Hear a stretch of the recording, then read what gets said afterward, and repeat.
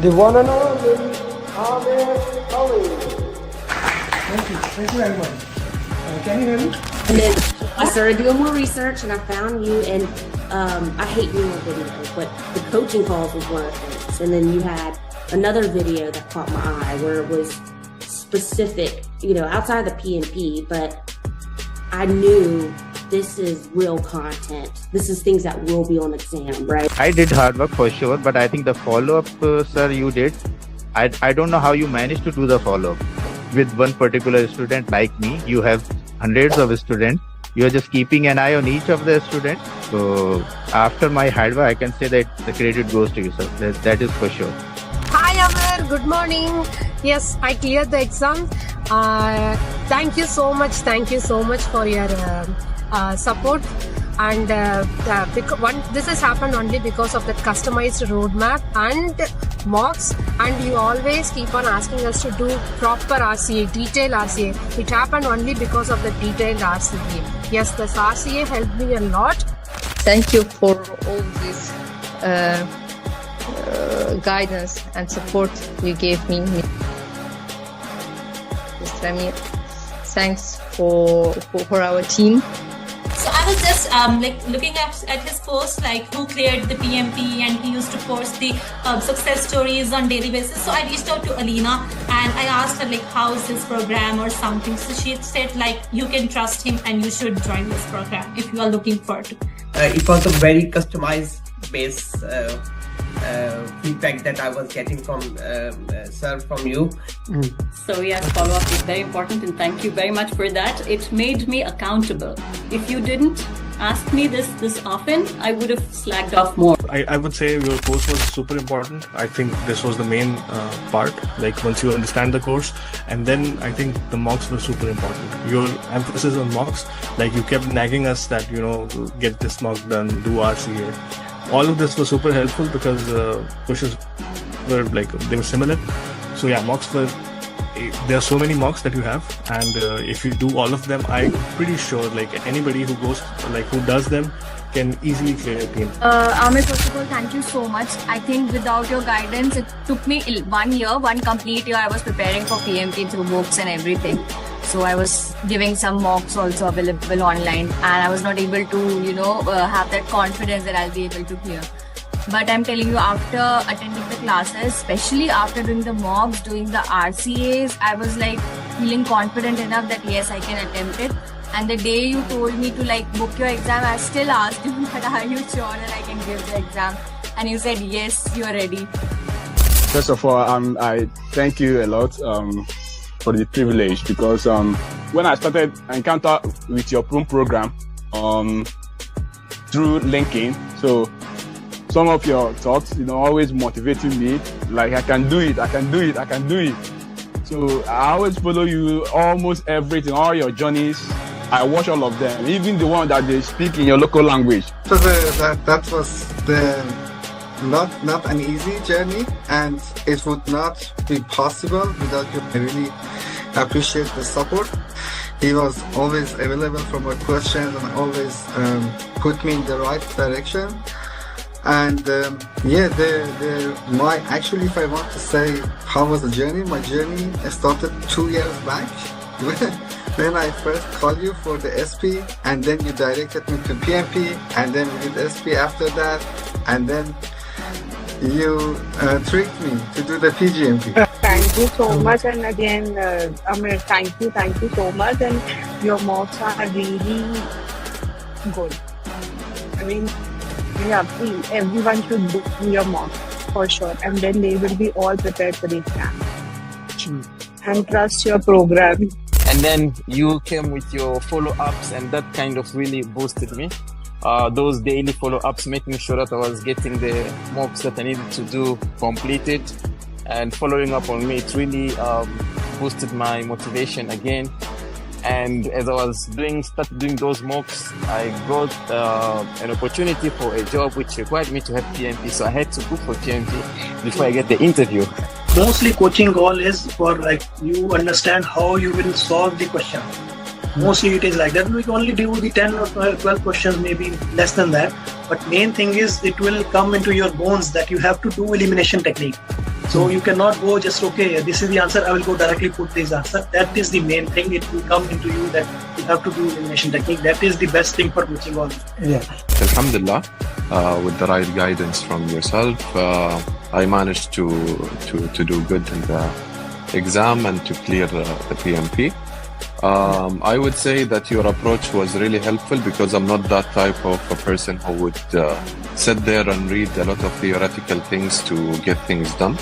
I'm more of a practical person who would prefer practicing over sticking to the theoreticals. And I would definitely say that the root cause analysis for me was the key. And here's why. Is some people try so hard to memorize all the processes and how they're all linked together. And if you do this, then you got to do that. And some people, maybe they think that way. That was very hard for me. It was just a lot to memorize. I'm there, Ali. I can't do that. So for me, just the process of actually answering the questions with your technique of process of elimination. And then you're left with always like two answers. Which one do you do? And if you get it wrong, you have to go do the root cause analysis. So thank you, sir. Yeah, thank you very much for everything. Fantastic. I would not have done as well as I had done if I hadn't had that foundation that you gave me, for sure. Who here wants to be successful? Raise your hands. First of all, welcome. Happy Ramadan to everyone who celebrates Ramadan, and good to have in this session. This is an Agile session. We have started the master classes. We already did stakeholder communication, team. In addition to that, I also started another video series, and that is a 10-minute, 15-minute video. How many of you have watched the previous stakeholder communication masterclass, as well as team masterclass, risk masterclass, and how many of you have watched the 10-minute Agile video? Put something in the chat box. And Askar, Tahmina, I want you guys to message in the group that class is started so that other people can also join.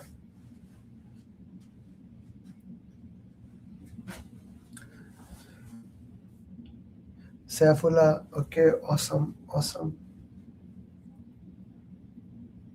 Okay. Saif also messaged in batch 12 and 1, both of them in main group. Z-Tech, okay, you watched. Okay, perfectly fine. Let's make this class and see what we can do here. By the way, guys, my batch is starting tomorrow. If you are my student, you can join the class. There is no additional charges. You just need to book the exam and you can join the class. If you are batch 1 and you do not have money to even book the exam, you can still join the class. And if you're not my student, join the program. Enroll for it.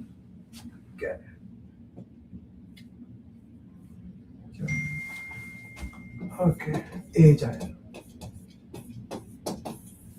What is Agile, guys? What is Agile? Put in the chat box. What is Agile? What is Agile?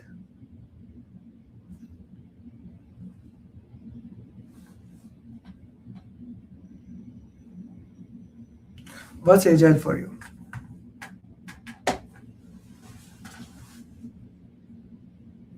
What is Agile for you?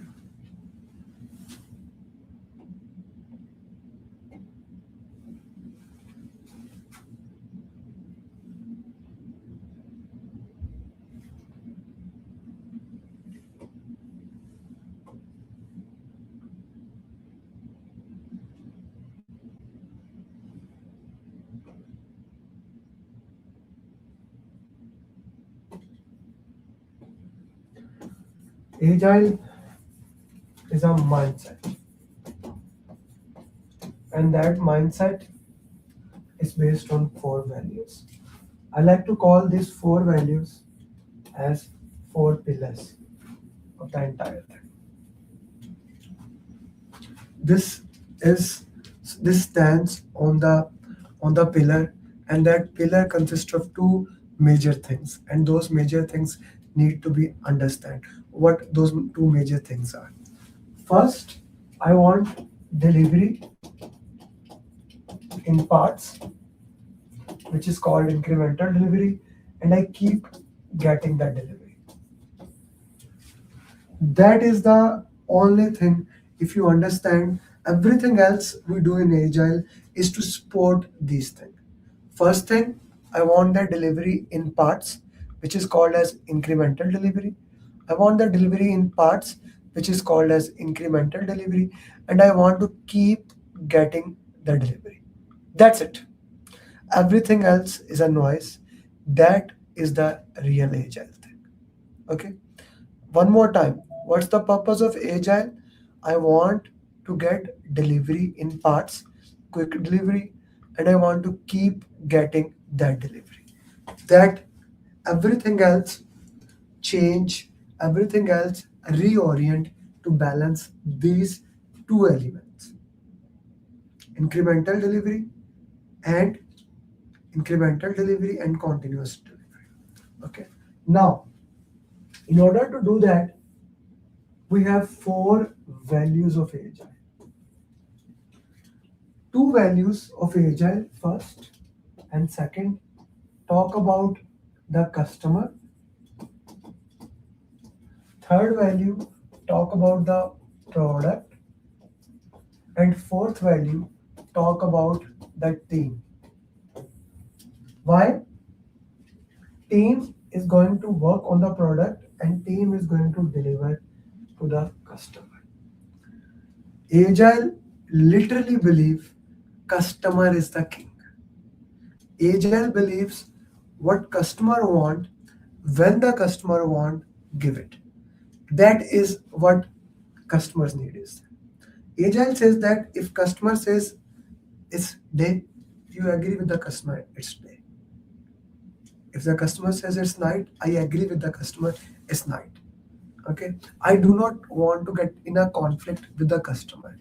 I'm not saying that do what customer says, but don't disagree with him unnecessarily. Okay. So the first value that corresponds best to the customer is customer collaboration over contract negotiations. What does that mean? This simply means I collaborate with the customer. I give it to the customer. I provide it to the customer. Whatever the customer says, I am here for him. Okay. Contract is important. Let's not put this thing. Contract is still important. Okay. Contract is important, but customer is more important. Customer is someone who is responsible to get the delivery. He is the one who agreed to the contract. So customer, working with the customer, giving it to the customer, providing the customer the need is more important than the contract. Customer collaboration over contract negotiation. This is, if I have to choose out of all 4 value, single value that is a cornerstone of Agile. Okay, that is a cornerstone of Agile. I would choose this value. Customer collaboration, work with the customer, guide the customer over contract. Customer is number 1 priority. Customer collaboration over contract negotiation. Now, the second value adds more fuel to this value. The second value says that respond to a change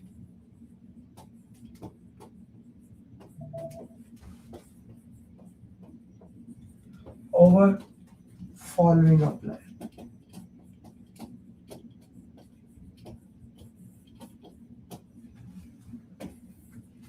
What do I mean by that? The second value says that what does the customer want? Customer want consistent delivery.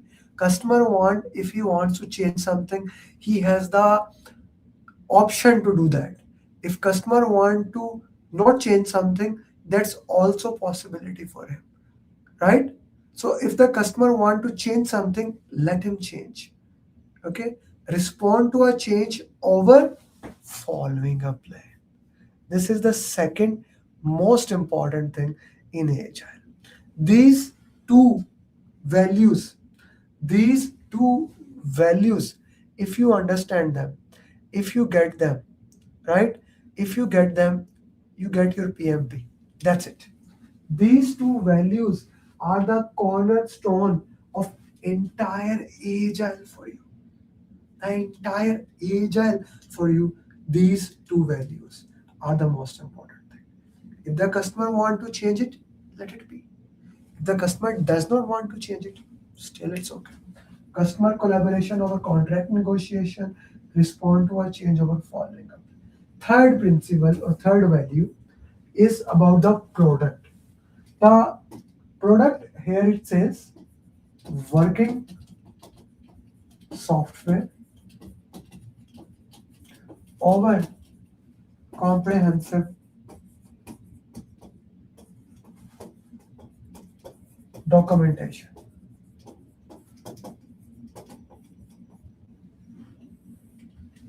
Now, it's important to understand here what does this value is putting into that. This value is saying that whatever works for you, whatever is your product, instead of making it perfect, this is the real concept here. Instead of making your product perfect, deliver it, give it to the customer. You do not need to document every single thing. Give it to the customer, let us experience and get back it. Something that is tangible, something that is usable, something that we can immediate take action. Immediately take action. Okay, minimum viable product. It's more important, it's more relevant, it's more creative than the documentation. So I see this not just as a documentation point of view. I see that working software over comprehensive documentation, like some planning is okay, but if you continuously plan, and do not take any action, that will have zero value in Agile. Instead of that, identify what you need, make a plan for it, give it to the customer, and get the feedback from there. Working software over comprehensive documentation. Okay. The last is about the people who are gonna do the task. Individual and their interaction over processes and tools. How individual interact with each other, how individual work with each other, how individual understand each other. It is more important, it is more critical than processes and tools. Processes are not bad, tools are not bad, it's okay, they are there for purpose. What is the purpose of that? I have one tool, this, right, whiteboard, then I have this writing board, then I have this, what is there, iPad. All these three tools are being used to communicate information to you, and I use all of them. But the most important thing is that how I interact with you, how I work with you, how I guide you. If I am not able to achieve that goal, if I'm not able to get that message across, right? If I'm not able to get that thing, right? Then nothing else matter. Then nothing else matter. Okay, individual and their interaction over processes and tools. You see, in Agile, a project manager act like a scrum master. A project manager act like a servant leader. This is the job of the project manager, to build a psychological safe environment in which people can make mistakes and learn from them.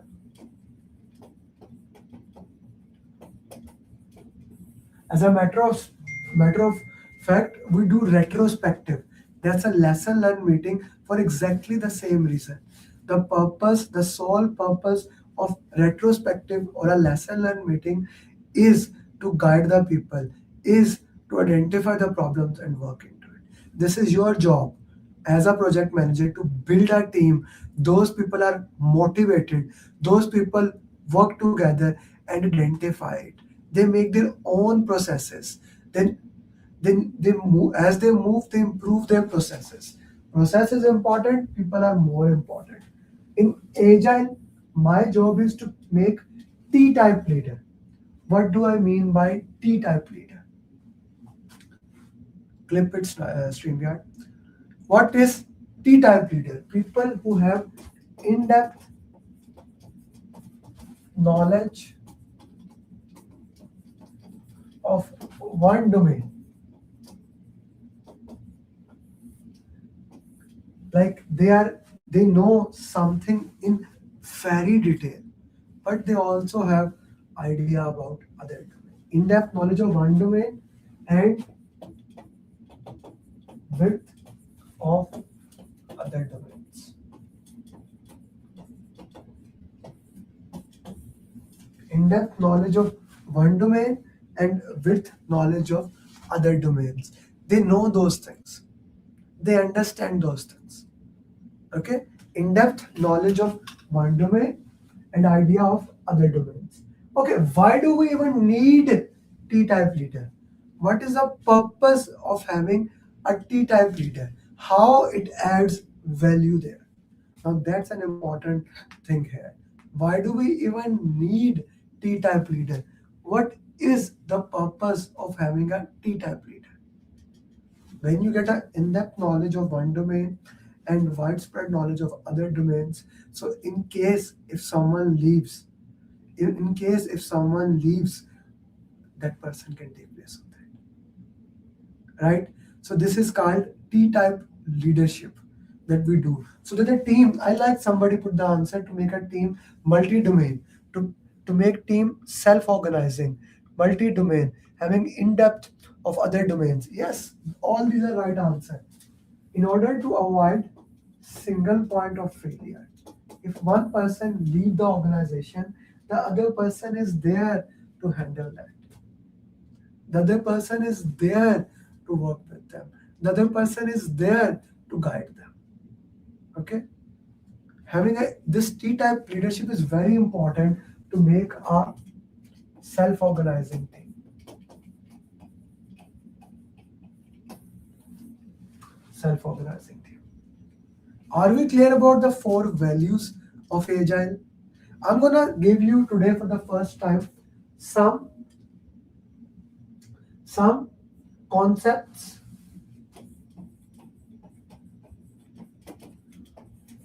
of Agile which we consider as default.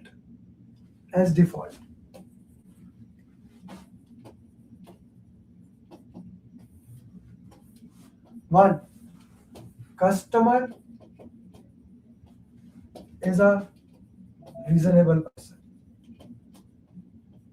Like we are changing things, but he's a reasonable person. He's not asking unnecessary demands from us. We consider that. Team knows how to do and will do their best.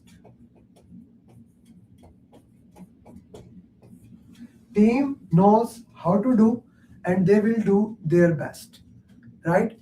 We consider them as a motivated individual. They are motivated individual. Team members are coachable.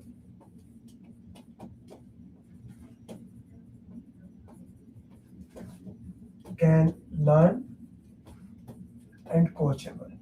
That is why That is why, as a project manager, I never fire a team member. I identify the training need requirement, I provide that training, and I measure the training outcomes. That is very important. Provide the training, measure the training outcomes in Agile. Okay? Teams up. Scrum Master, Agile PM is knowledgeable and he coaches everyone. Product owner knows what is valuable.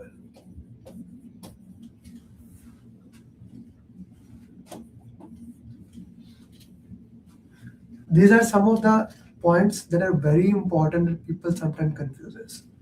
Okay, he's a voice of customer product owner. You can also say PO is voice of customer. Then a very important thing that in Agile we consider is that we want to fail early. This is the concept that many people cannot understand.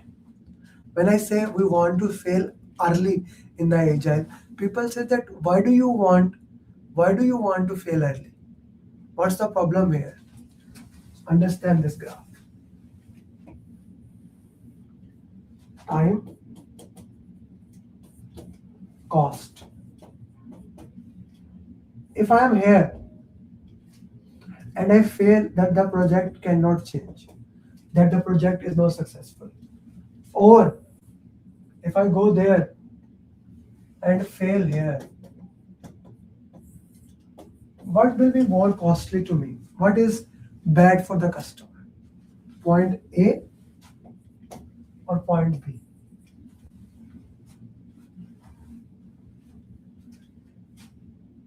Yes, fail fast. I like the concept. What is bad for customer? Not good. Z-Tech?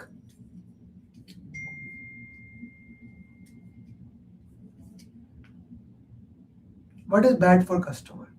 Point B, you have spent more money, Amrit, you have wasted more money and you have spent time. So point B is very bad for customer. Maybe here we have spent $100 and here I have spent $1 million. I want to know, will the project work or not? Quickly.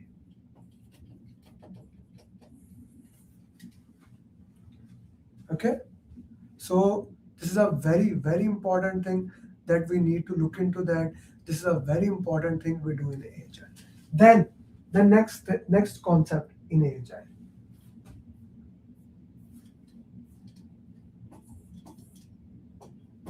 Retrospective, also known as lesson learned meeting,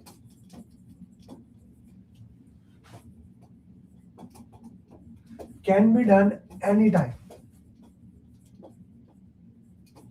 It is at the end of the sprint, but they can be done at any time.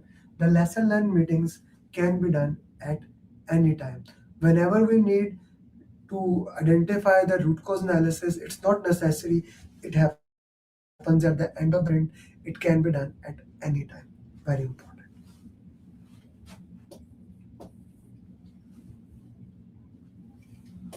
Product owner will always add user stories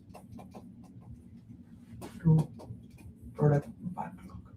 Many people think that when a change comes, okay, the change is not needed, anyone can put it into the product backlog. No, all things must come to the product owner. Product owner will put the product backlog and then prioritized by high value, high risk. Very important.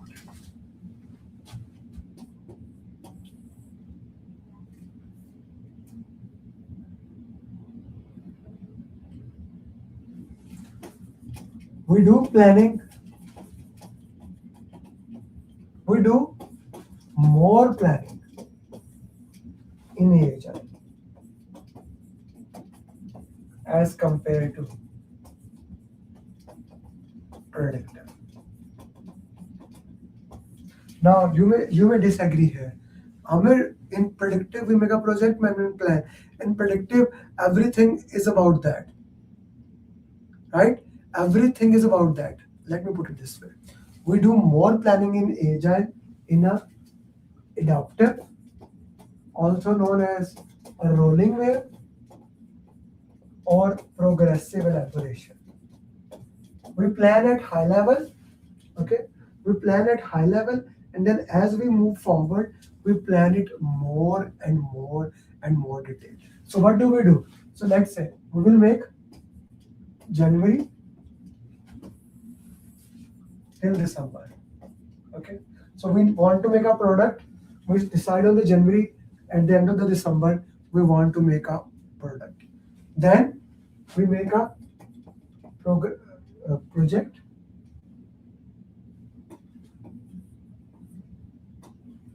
We make a roadmap. Then we further divide it into releases. Release can be called as quarters. Then we further divide it into sprints. Sprint 1, Sprint 2, Sprint 3, Sprint 4, etc. etc. Okay, so what does this release and sprint mean? So in order to understand that, let's say your year have 12 months. Okay, your year have 12 months. If you divide it equally into 4 quarters, that is your 4 release. And sprint can be a duration. Sprint is also known as iteration. Both mean the same thing. Sprint is equal to iteration. Both mean the same thing. It's a duration of 1 to 4 weeks. We take down the entire work in Agile. We divide it either into 1 week, 2 week, 3 week, or 4 week. At the start of the project, we decide, okay, this will be the work that we will do. Okay, this is how we are going to plan. Normally, 1 week is very less, 4 week is very much. We use sprint as 2 weeks normally. Okay, we do work in sprints. Sprint 1, Sprint 2, Sprint 3, Sprint 4, Sprint 5, Sprint 6. And how do we do work? I'll quickly go through that, and then it's a time box somewhere. How do we do that? So let's say your sprint is 1 to 2 weeks. Okay, 1 to 4 weeks, but we decided 2 weeks. Okay, at the start of the sprint, we have sprint planning meeting. You see, planning, where we make sprint backlog, which is basically list of things we do in sprint. Then on daily basis, we have a daily stand-up coordination meeting where we review progress.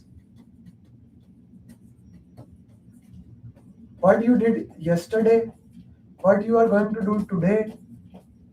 Is there any roadblocks, impediments? It's a 15-minute status sharing meeting. This is happening under the structure of sprint. We have sprint, that's the entire 1 to 4 weeks, let's say 2 weeks. Start, we have sprint planning. In sprint planning, I'm making a sprint backlog, which is a list of things you do in sprint. It is agreed by the product owner, it is agreed by the team, what we are going to do in this sprint. Then daily stand-up, where we review what we have done yesterday, what is our plan today, is there anything into that way. Okay, roadblocks, impediments in there. Then once the sprint ends, we have a sprint review that consists of 2 parts. Part A, demo. What happens in demo? Now I have agreed in the sprint backlog, I made a sprint goal. That what I'm gonna do into that. So let's say the sprint backlog has 10 items. Those items can be called as user stories. Like requirements in Agile are called as user stories. Agile like to use their own fancy wording. So requirements in Agile are called as user stories. Okay, so we get all the user stories. I'll get to the demo in a minute. What happens? Product owner, who is basically, we discussed, is a voice of customer. He goes to customers, sponsors, stakeholders. He collect their requirements, also known as user story, and put in a document that is called product backlog. Okay, he goes to them, he collect all the user stories, he put them in a document that is called product backlog. This is the job of a product owner. In some organizations, you can call him business analyst. It is his job to collect the requirement. He takes the requirement and put in a document that is called product backlog. Okay, Scrum Master is also there acting as a facilitator. Okay, once we have all the user stories, now he goes back again to them and asks them to put priority using Moscow or 100 points. Moscow is must have, should have, could have, would likely to have, but maybe next time. So basically what we are doing here, we are setting the priority. What is the number one priority for us? What is the number two priority for us? What is the number three priority for us? We are setting priority here for the requirement as high value in that. What are the most valuable? What are the most valuable thing? Okay, what are the most valuable thing in the product? What do you need? High value, high value, high value, high value, medium value. So what are the must requirement? What are the should requirement? What are the could requirement? What are the would likely requirement? What are the requirements that you need in the project? Right? We do that. What are the requirements into that? Then team comes, they look at the each user story, let's say A, they look two things. One, how much time, also known as effort, which is called story points. So how many, you have a user story, how many this user story point will be. Story point means, in simple terms, how much time it will take to complete a user story. Team come, they are the T-type leader, they know how to complete. This is one of the important thing in Agile. We know how much time it will take for a person to complete. They will look into that, how much time it is going to complete. They will decide, okay, this is how much time it's gonna take. They look into that, okay? And they use three techniques, by the way, to calculate story points. Idle hours, just calculating, okay, 1 hour, 2 hour, 3 hour, or affinity. Like this is, I don't know how much time it will take, because Agile is a lightweight estimation. They say, okay, this is a small user story, this is a medium user story, this is a large, this is a XL, XXL, or using Fibonacci series. As we move forward, the user story become more complex. They calculate the story points among that, and if they are disagreeing with each other, they use planning poker to build consensus among them. And now the first thing of our story, of our user story, is we calculate story point. So far clear to everybody? Put yes or no, and please message in the group that the class is in progress. Other people can come and listen to this Agile class. Okay, everyone do that. So we calculate story points. Second thing they do for each user story is calculate their risk. They calculate risk of each user story. They calculate risk of each user story. So now, before even start of a sprint, I have my high value, high risk of each user story, high value, medium risk, high value, low risk, and I know the story points of each risk.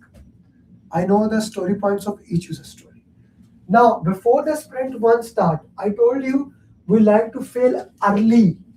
So we will do spike 0, spike, or also known as sprint 0. In sprint 0, we'll do architectural spike. Spike is a time set aside to handle risk. Spike is a time you set aside to handle risk. At the start, As soon as you collect the user story, you get the story points. I do architecture spike in a sprint 0. Before even I make a sprint backlog, I do sprint 0. I do architecture spike, also known as POC, proof of concept. Is it even possible to do that or not? Is it even possible to do that or not? Once the proof of concept passes, now I go to sprint 1, where from product backlog, let's say product backlog has 10,000 user story. I say I can do in one sprint 20 story points. What you can do in one sprint, what you can do in one sprint becomes velocity of sprint.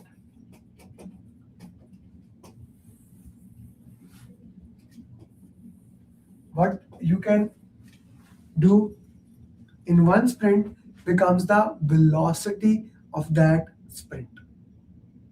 What you can do in one sprint becomes the velocity of that sprint. Okay, what is velocity? Put in the chat box. So let's say in sprint 1, going back, in sprint 1, I say that my velocity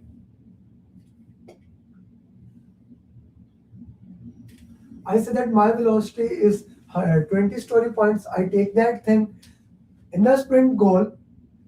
First thing, the team is having a definition of ready. Before they start the user story, they make sure they do have the equipment, tools to complete the user story. Okay, that is definition of ready.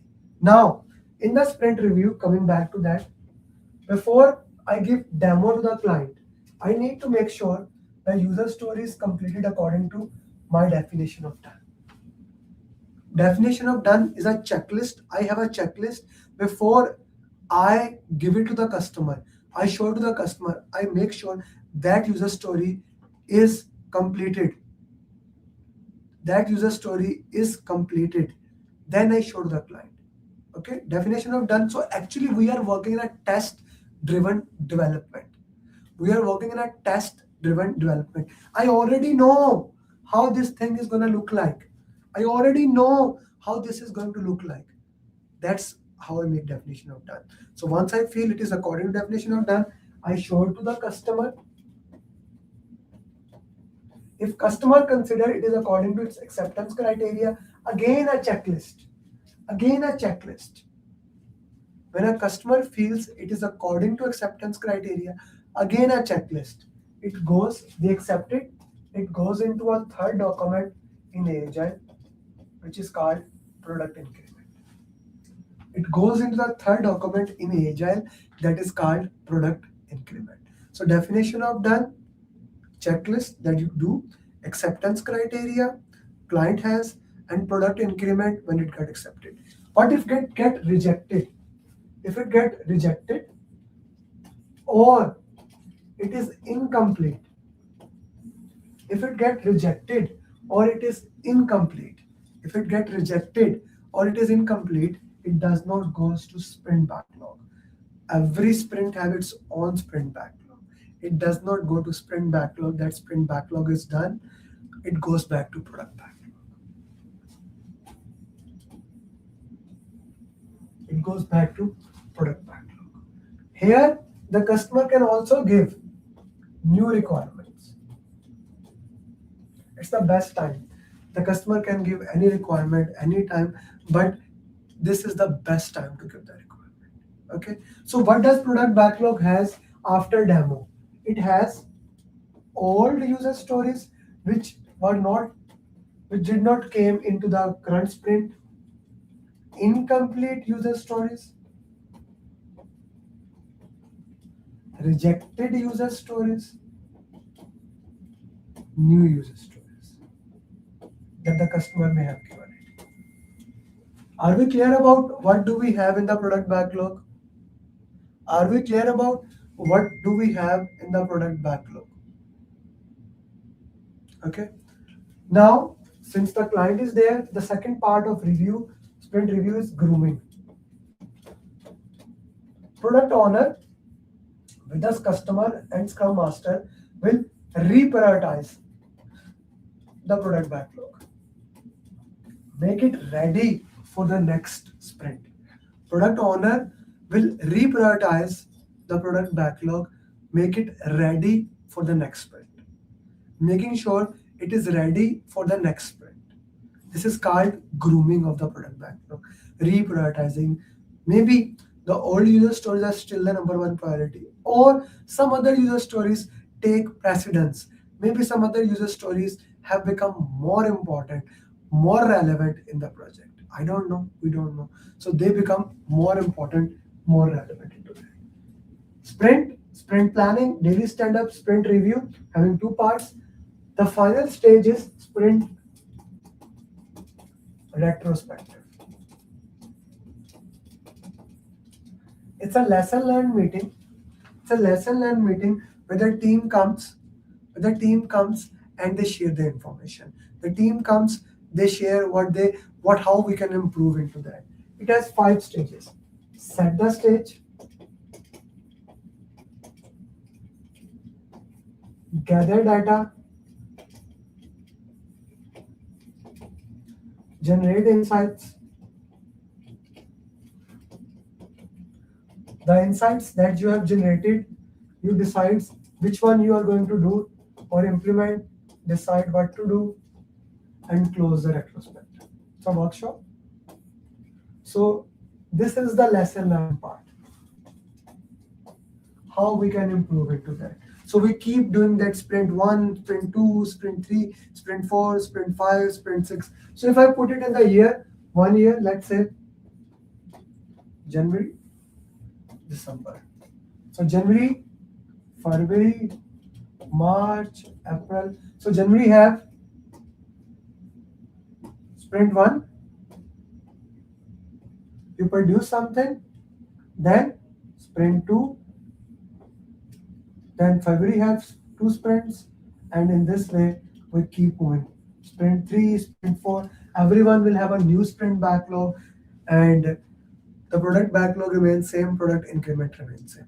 This is how we keep giving it, and deliver the product to the customer.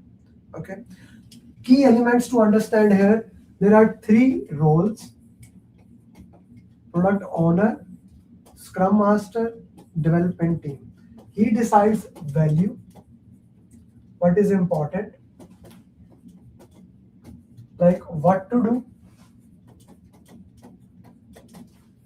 He decides what goes into product backlog. He can cancel the sprint if he considers it is not valuable. Team does the work, calculate effort, and is responsible at the end of the day. He's a coach, he's a servant leader. His job, motivate team, act like a facilitator so that there is no problem in between them. Okay, so there is no problem among the team members, so that there is no problem that the team can have. This is product owner, 3 roles. Then 3 artifact, product backlog, list of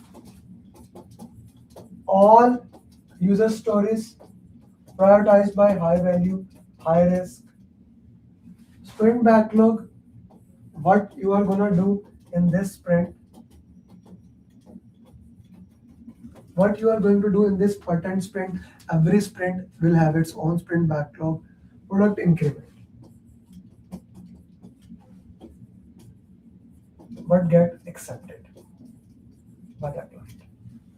Then we had 5 events.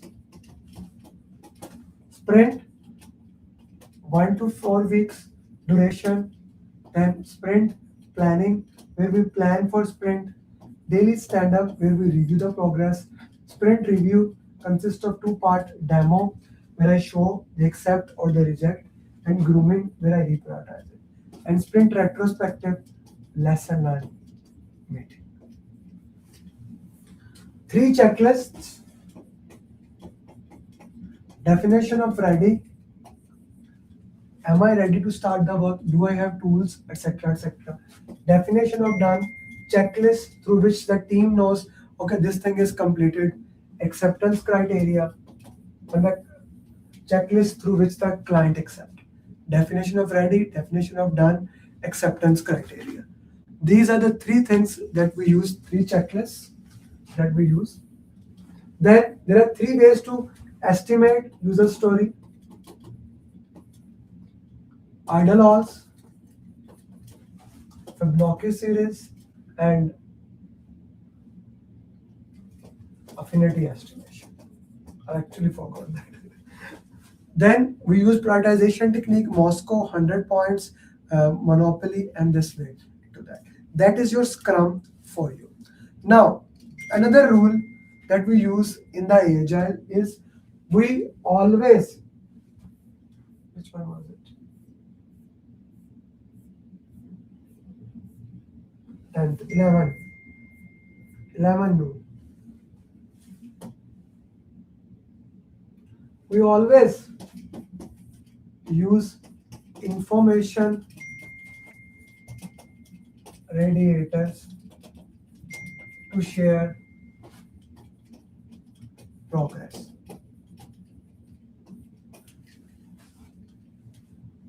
We always use information radiators to share progress. We do not have any communication plan that I will give it to you, okay, use this to share the progress. No, I use information radiators to share the progress. Okay, what are the information radiators? So let's say this is a burn down chart.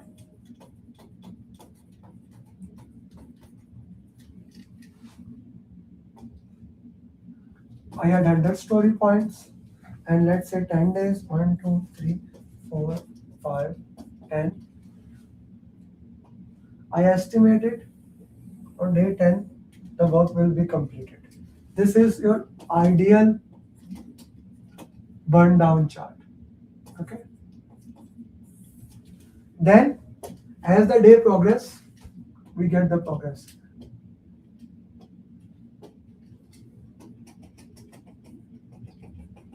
This is your actual burn down chart as the progress happens. Now, burn up, burn down chart is graphical representation tool. You are representing how much work is remaining. How much work is remaining in burn down. How much work is remaining. That is the purpose of burn down chart. But it is also a data analysis tool. Let's say there are 3 points A, B, C, D. I want to check where the progress is. We can see on A we just started, it is on schedule. What about B? If I extrapolate B, it will be able to complete the work quicker. So any point that is below the actual progress and it shows in the burn down chart that you are downside, it's a good thing. It's a good thing. You are ahead of schedule. SPI is greater than 1. Okay. If you are here on C, it is SPI 1, you are on schedule. Neither good nor bad. We are on progress. That's good. Okay. What about point D? If I extrapolate point D, it will take more time to complete the work. So it is SPI is less than 1. Burn down chart is also data analysis technique. Okay. The burn down chart is also your data analysis. That's a burn down chart. Similarly, we have burn up chart.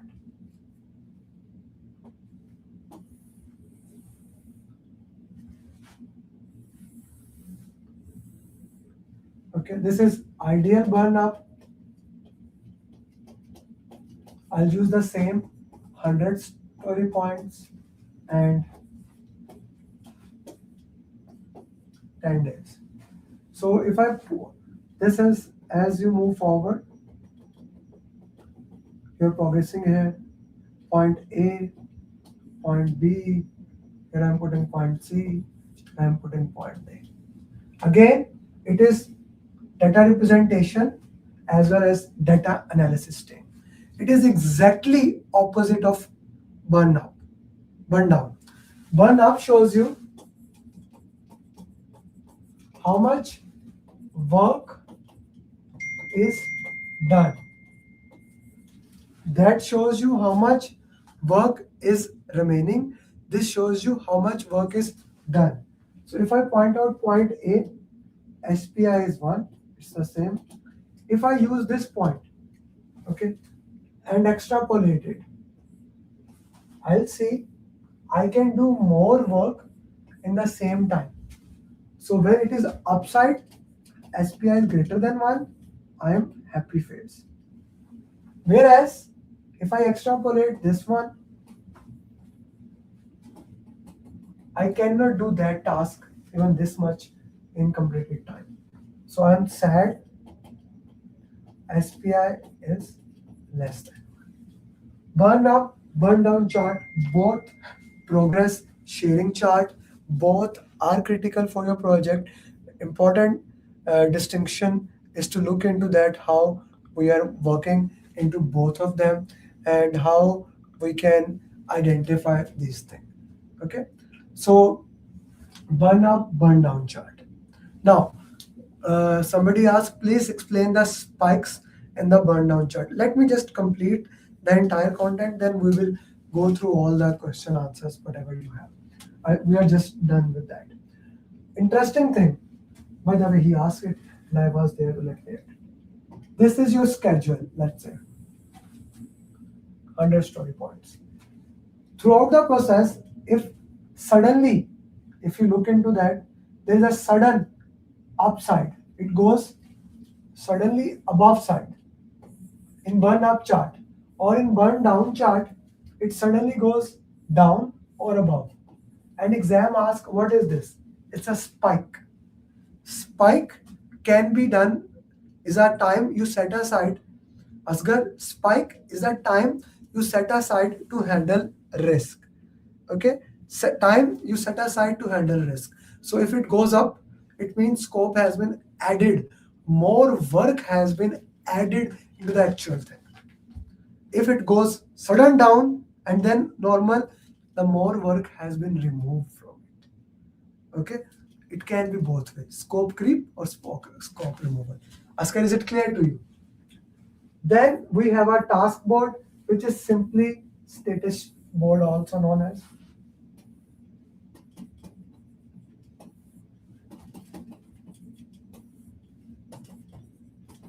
Just showing the status of the user story. Like what's the, just like your trackers, the trackers that we use, that is a status board. Okay, status boards show you the status of your progress. Then the final information radiators we use is Kanban board.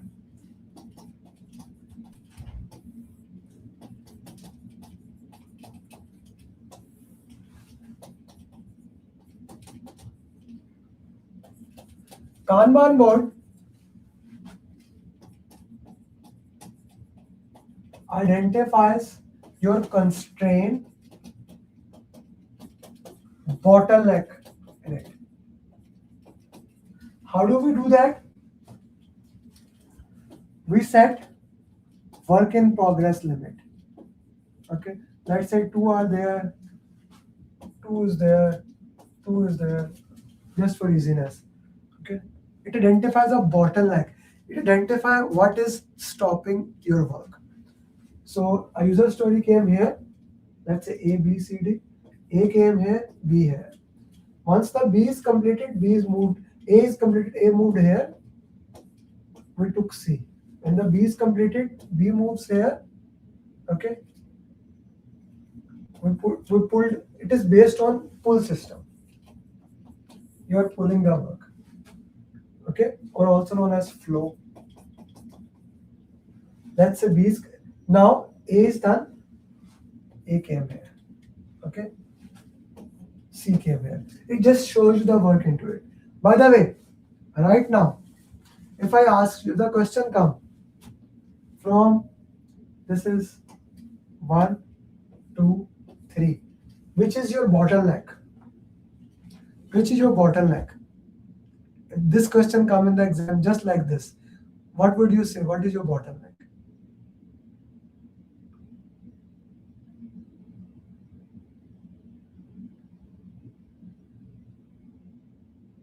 G, what would be your bottleneck?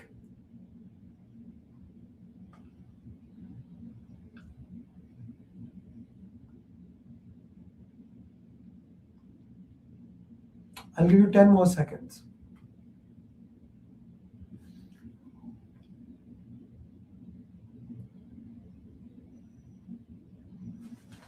Here, the limit is 2.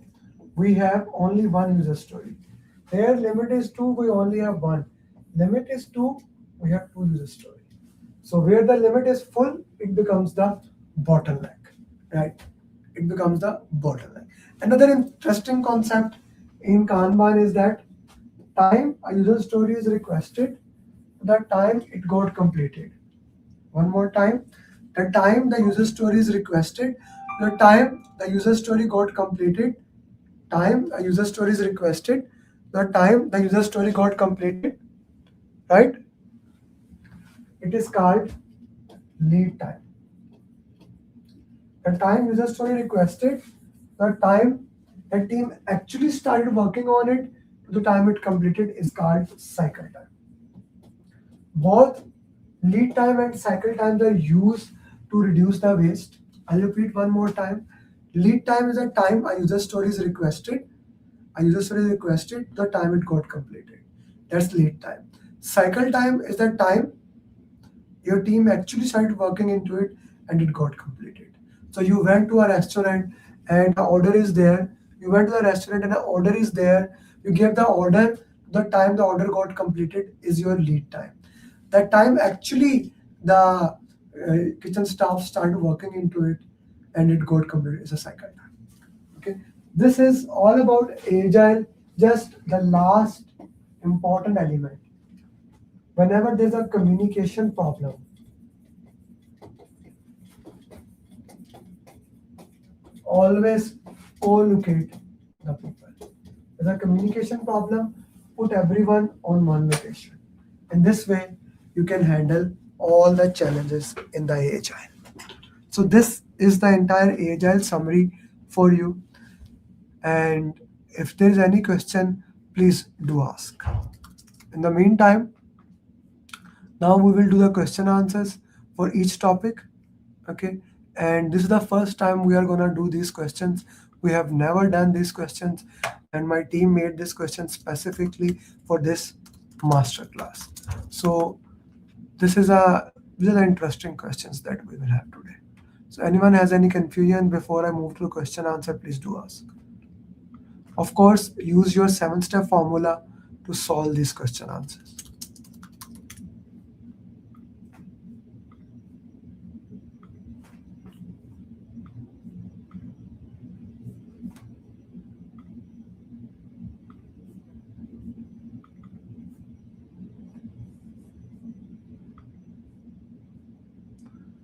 Anyone has any question, please do ask.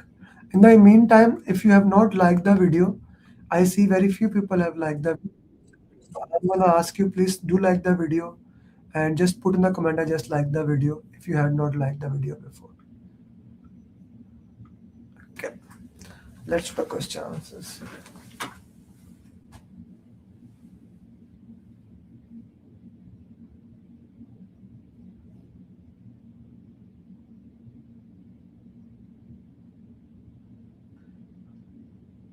By the way, while I'm doing question answers, open your PMP booklet. Well, I want you to read the topic of Agile in it, so that we get the clarity of Agile also.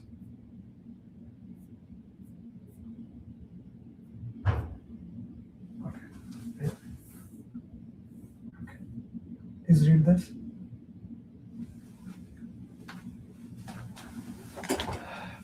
you.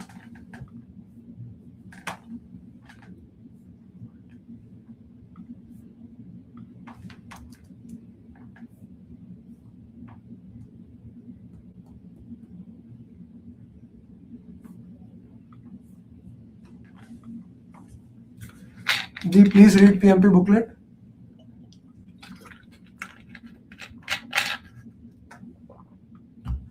After retrospective, there will be the new sprint. New things will be there. The CN maker remains same. Ji, complete this. I'll give you 10 more seconds, please.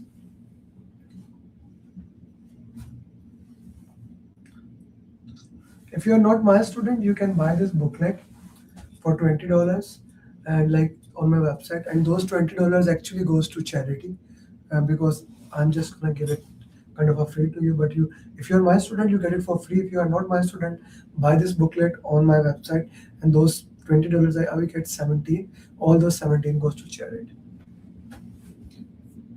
So I want everybody. This is for Ramadan actually. Everyone who buy this booklet or any of my book, I'm gonna give it as a donation. Just contact me on my number.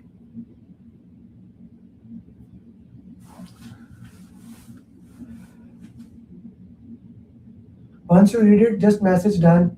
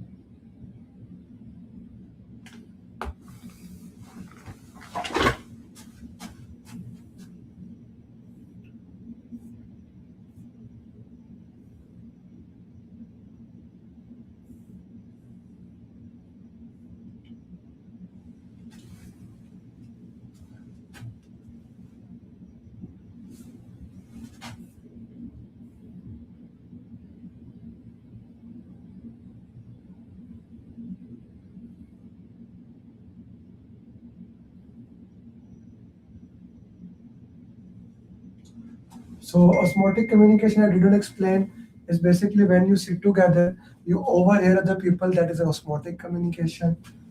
I did not explain that. Okay, so this is Agile for you. Now let's do it with the questions.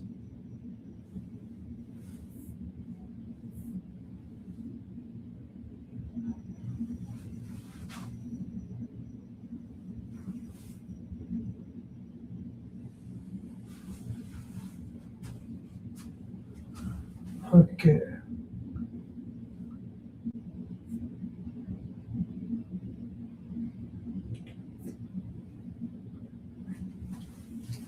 Restart the question.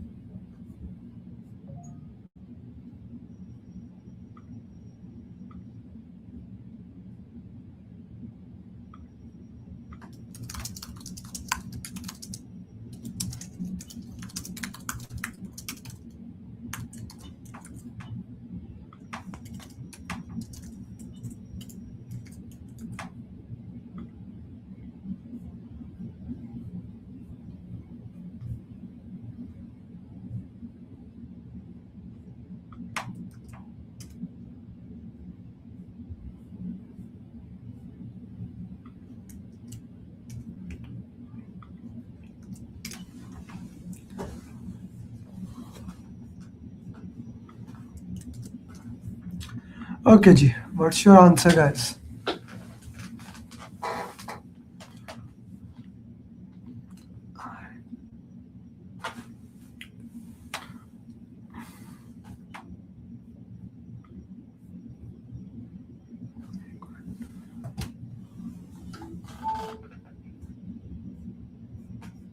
I don't see your answers, guys. What's your answers here?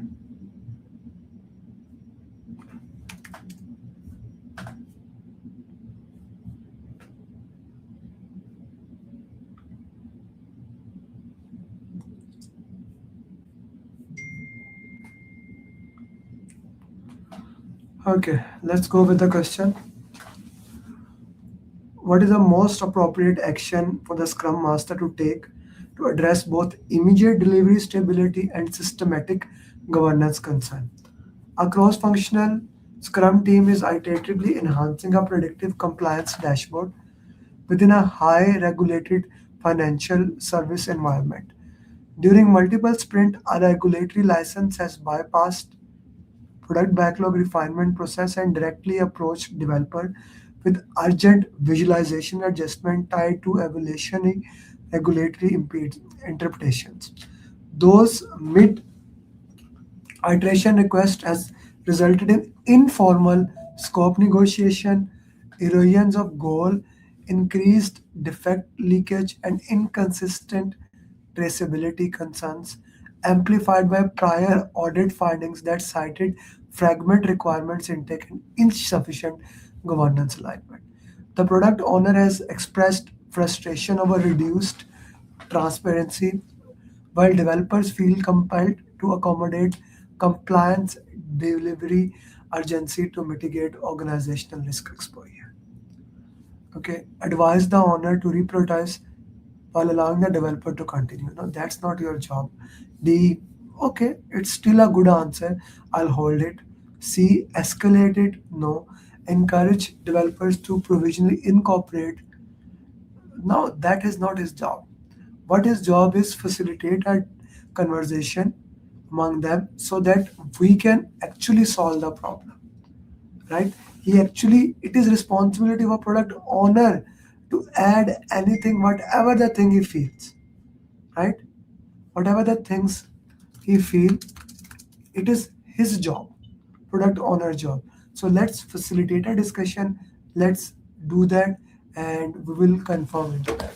So A is the right answer here. Question number B.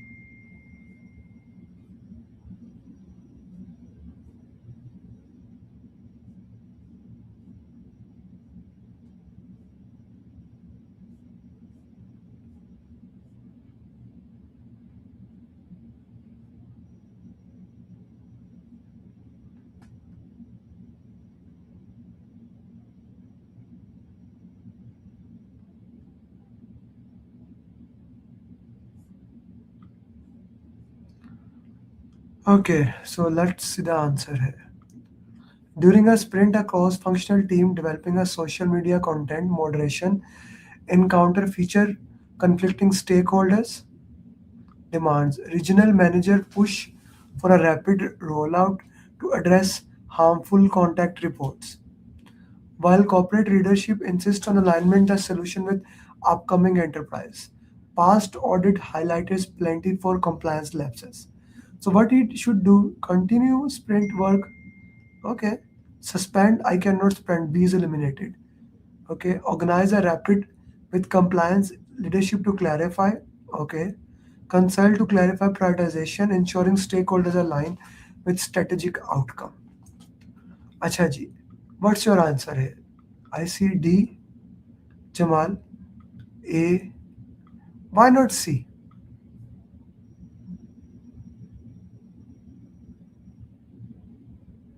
Why not C, guys?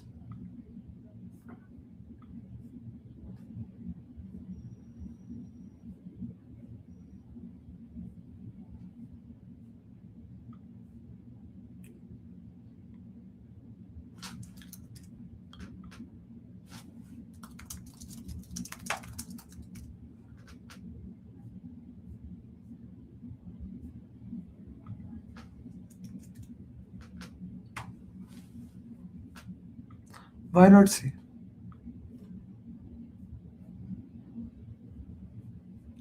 But who has the problem here? Who has the problem here?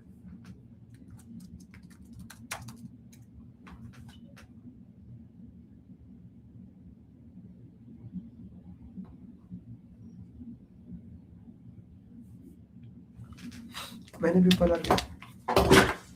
You see, the problem here is that during a sprint, content feature encounter conflicting the demands are problem. Regional managers push for rapid to address harmful content, while leadership insists on solution with enterprise data governance standard. Right? This is of course not the answer. This is not the answer. Many people are putting concern with the product owner to clarify prioritization, ensuring stakeholders are aligned. It has nothing to do with the product owner. We are not talking about that thing. It's a compliance problem. Product owner has nothing to do that. It has nothing to look into that. Here the problem is alignment with the compliance, engineering and leadership is not looking into that.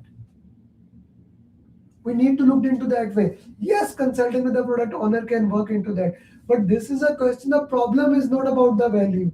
The problem is about the compliance. So C is the right answer, guys.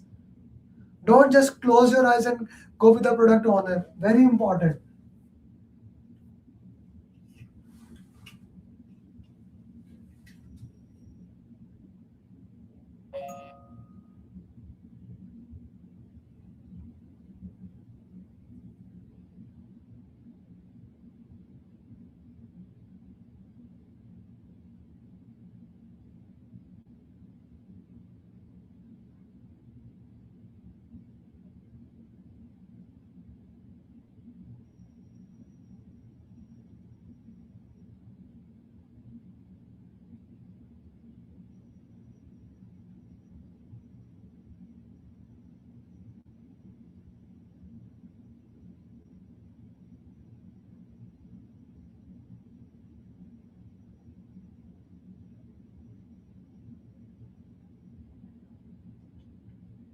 First of all, let me ask you this question.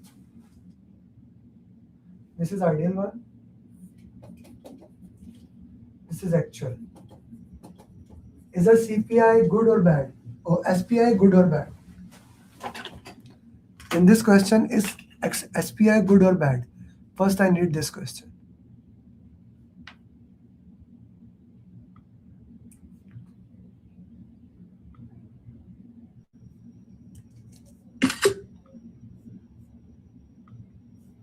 SPI is good or bad? I need the answer here.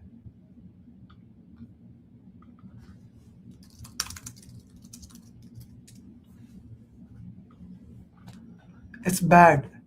Okay, SPI is bad because it's a burn down chart. It is a bow side. Okay, now answer.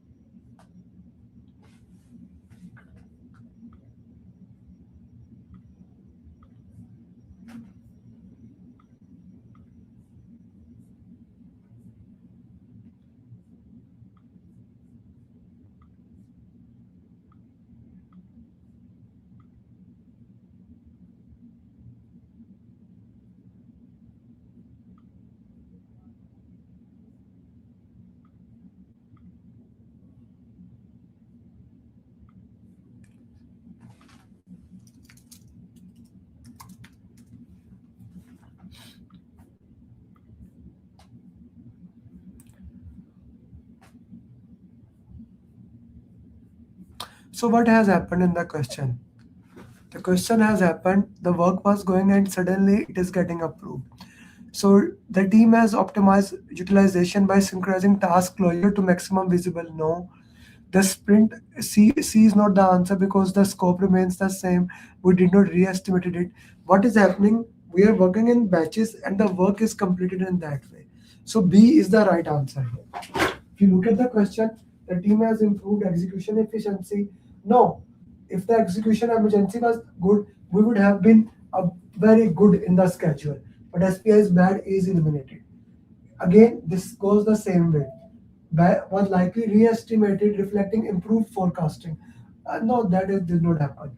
We are doing in batch wise, so it is getting accepted in that way. Like when you are doing batch wise, something accepted now, something later on. So B becomes the right answer.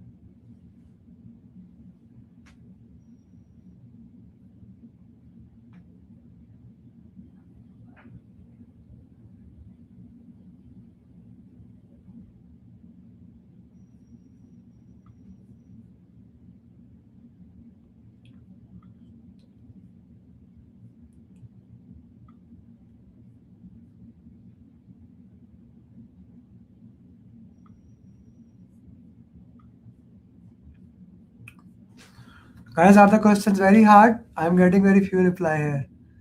Okay, a Scrum team's sprint down chart shows a flat line for 8 days.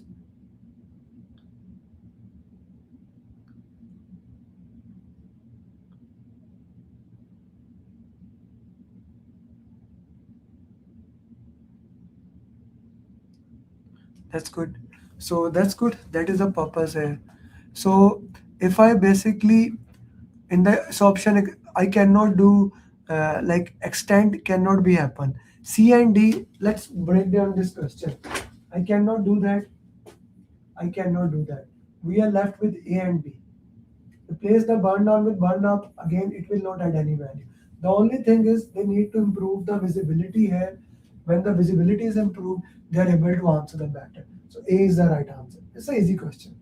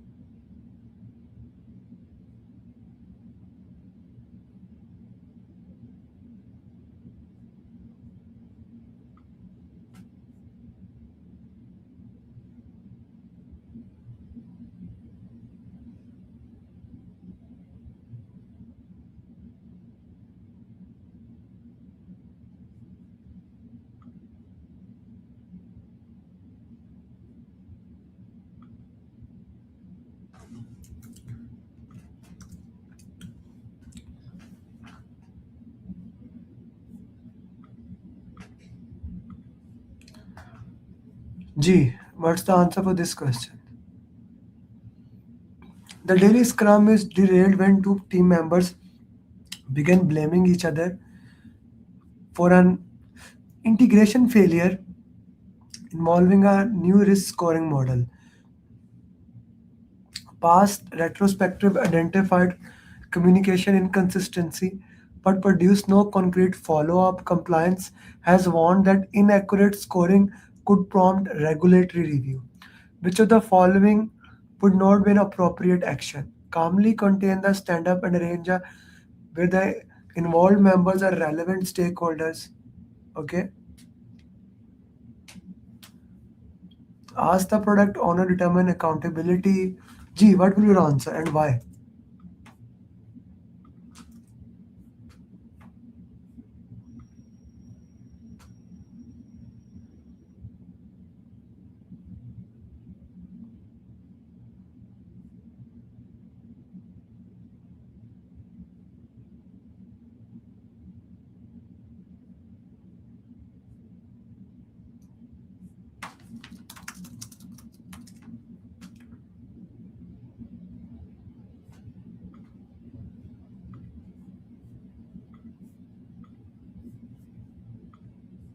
Yes, 100%. Sankit, very well done.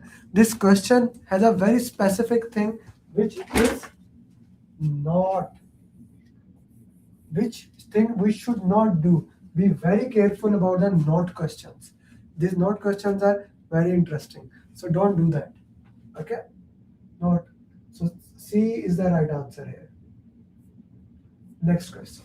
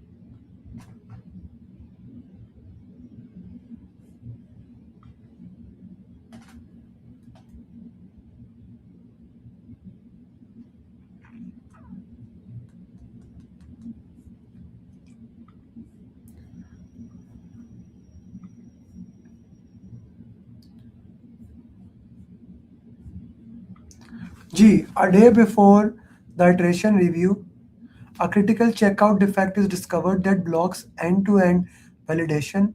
The product owner wants a demo-ready increment, while the team work in progress limits are already tight and several stories remain partially done. The project manager asks the entire team to focus so the increment can still go. This represents collective focus to remove the blocker practice, the undermine informal group discussion, team members shift into that way. Okay, so what has happened here? The work in progress are already tight and several stories are done. Here, the project manager asks the entire team to focus on one thing. This is called swarming. Write it down in your notes. When the entire team focus on one task, and the entire team focuses on one task. This is called swarming. Why we do that? We do that to remove the blocker. D is the right answer here. I hope that makes sense to you guys more. Very important question.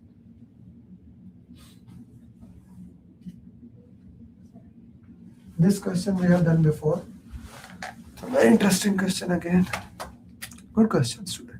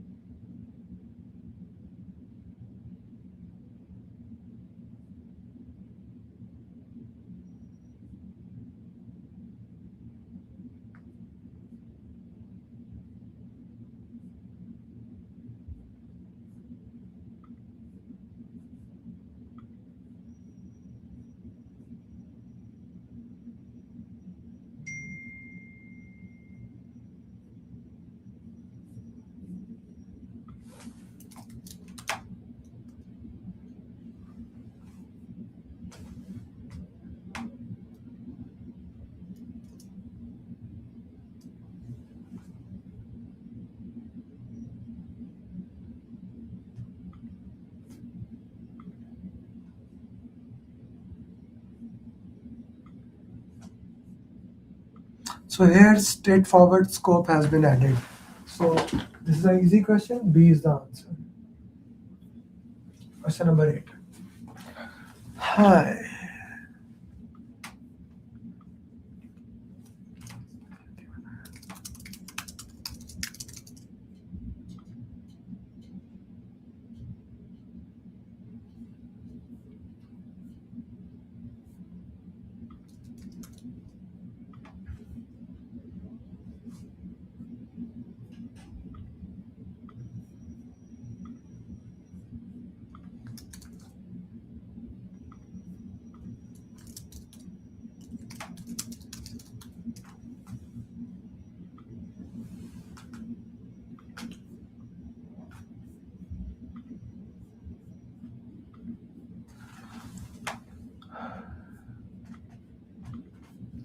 A team experience increasingly cycle time and block bottlenecks in testing. The sprint burn down charts appear stable, yet delivery throughput is slowing.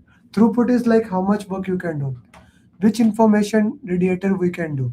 Okay, this is a very interesting question here because what is what is happening here? We are talking about throughput and bottleneck, which help us to identify bottleneck. Which help us to identify bottleneck. That's the question here. Burn up chart does not help. Velocity trend chart does not help. Burn down chart does not help. Kanban board help us to identify bottleneck. Cumulative flow diagram is a graphical representation of Kanban board.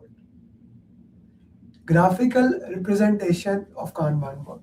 It looks like this.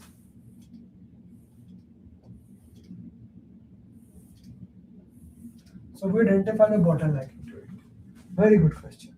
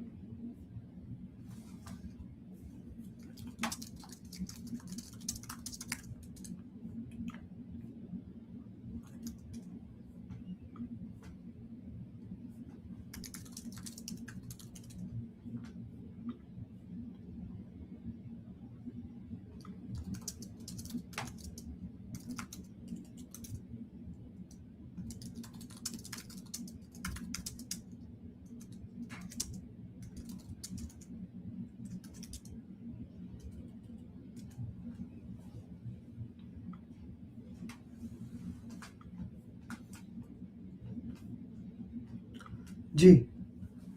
In a global agile program delivering a bank application, the team completes a sprint and they gather for retrospective. They discussed missed testing coverage, communication gaps across, and propose adjustments.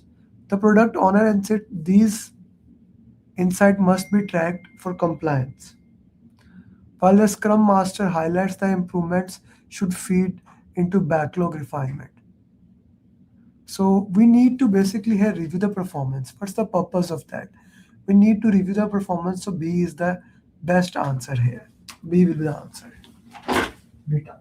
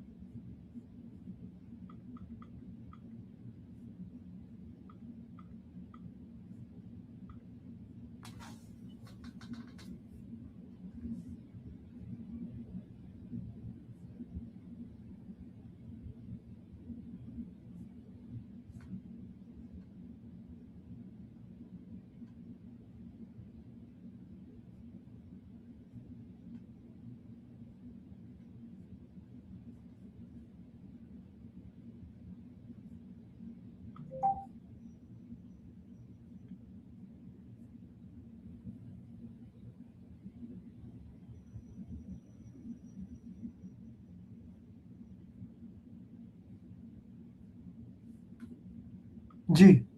What's your answer? During an ongoing iteration, the CFO requests that a set of to delivered. The product owner emphasized that the backlog should, based on user feedback, should remain the priority. What is the most appropriate? Arrange a discussion to clarify expectation. Okay. Okay. Okay, let's go with this. What are not the right answer? This is not the answer. Okay.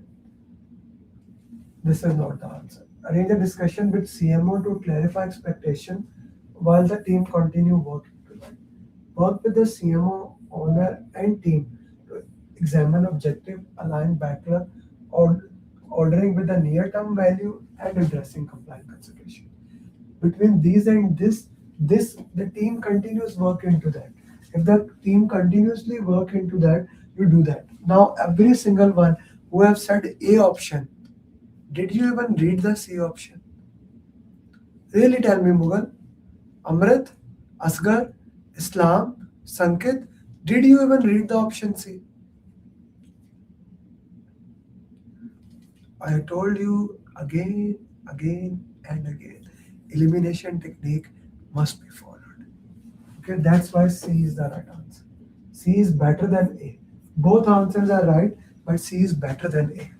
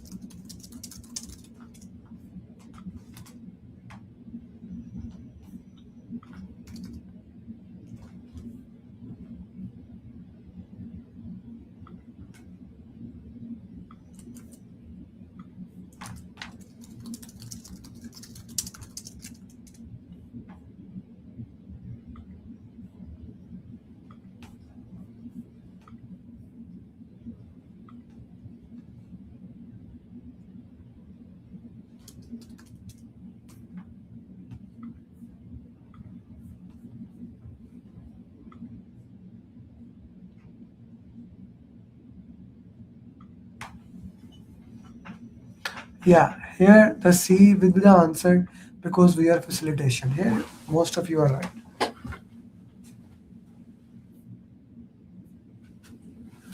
In reference to the below image of the information radiator, what should the project he should conclude?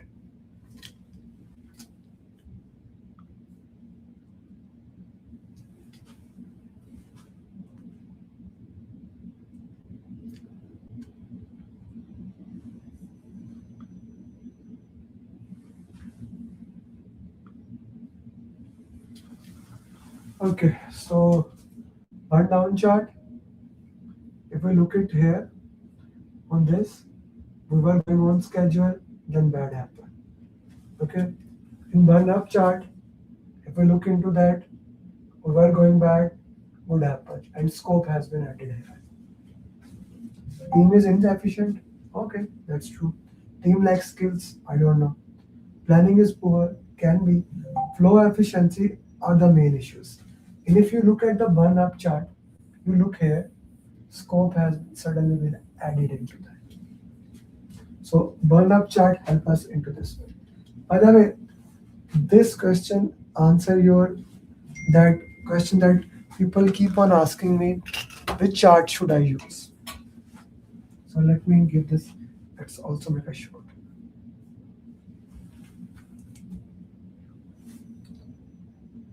I always get the question, shall I use burn up chart? Shall I use burn down chart? Both are equally good. But there's a special thing about a burn up chart that burn down does not have. So when a scope is added, which is called scope creep, burn down chart actually become very complex. It cannot show you easily. So scope has been added here. It is very difficult to see here. Whereas in a burn up chart, you can quickly see the spike.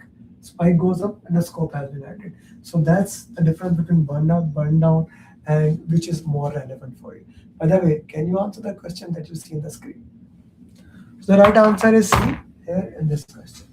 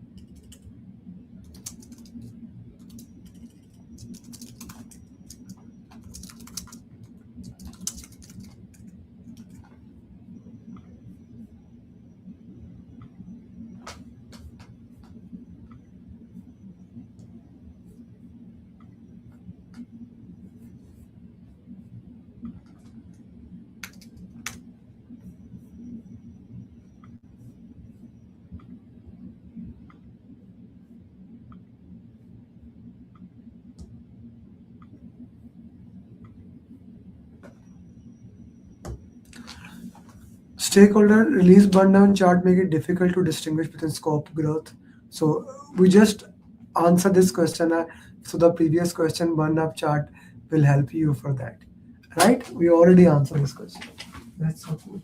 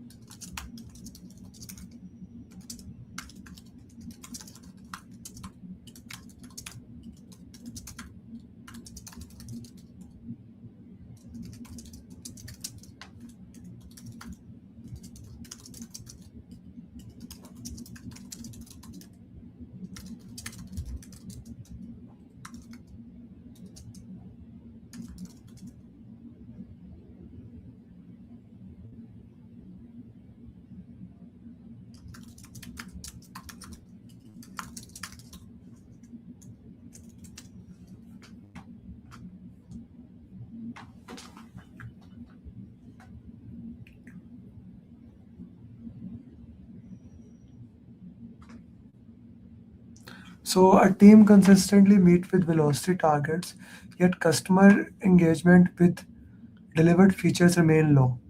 While the data science lead argues that the velocity fails to capture predict, predictive accuracy or use sentiments, and marketing groups continue pressing faster output ahead of seasonal launch.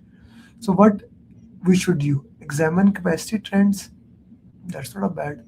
Analyze flow efficiency using that's good. C is also good. But D is the best case scenario in this question. If you look at the D, it's a best case scenario.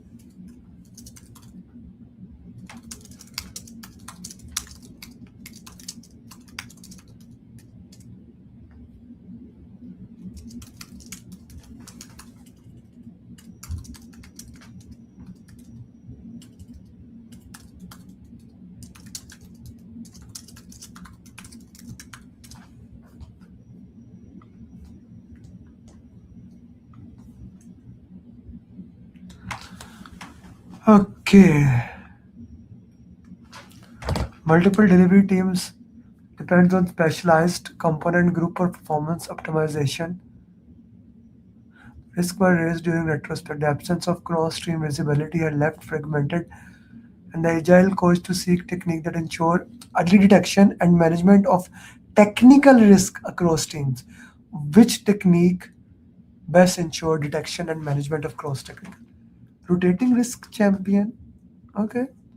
Can be looked into that. Maintain the share. Like if you look at the options, C is the only option where you look for the visibility, and agile is all about visibility. C is the right answer.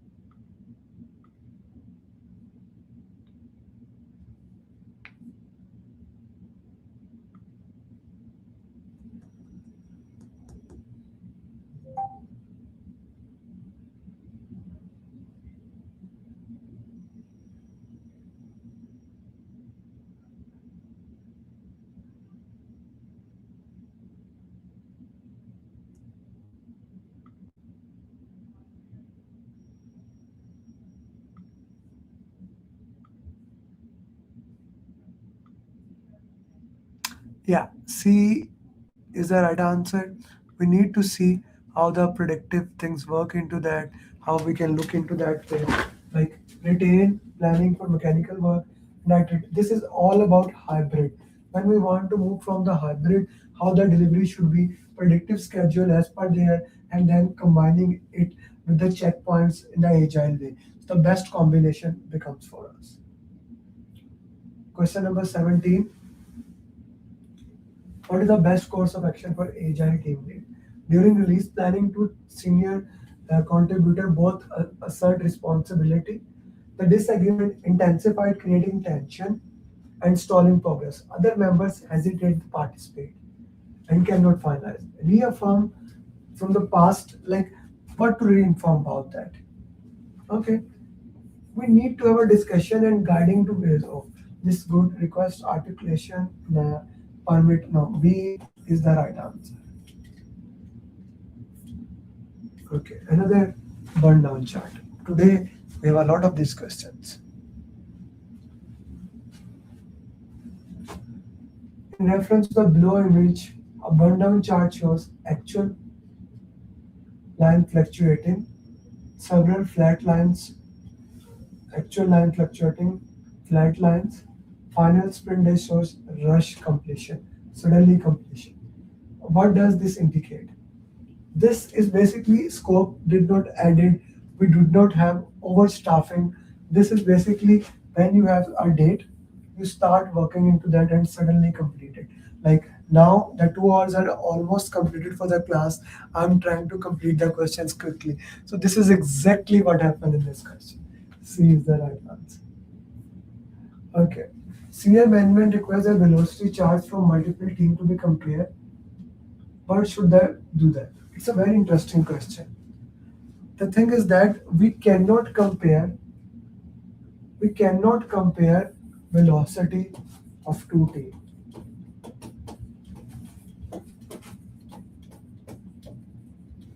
Cannot. The reason being, it's a lightweight estimation. They have estimated a different point of view. You just cannot compare the velocity of two teams. A distributed agile team maintain a physical task board, but remote stakeholders are rarely receive updates. Sprint review discussions, misunderstanding despite a detailed task board. So what is happening here? You need to have an information radiator that is accessible to all of them. Now, what is the purpose of having an information radiators if you do not share that? So A is the right answer. So that's your question answer session for today. How was it for all of you? Did you enjoy it? So guys, those who are not my students, tomorrow we are having a class. You can join that program. If you are my student, you do not need to pay anything. If you are not my Recording student, in progress. Recording stopped. my program training fees is $899, and this program is designed that you become certified PMP in the minimum possible time. That is the purpose here. That is the goal here. So my number is there. You can see my number. If that makes sense to you, you can join my program and Recording in progress. we can start working into it. By the way, I need your feedback. How the questions were. Martina made those questions. Initial questions were tough. Other questions were okay for you. Everyone has booked the exam, no? Those who are my students.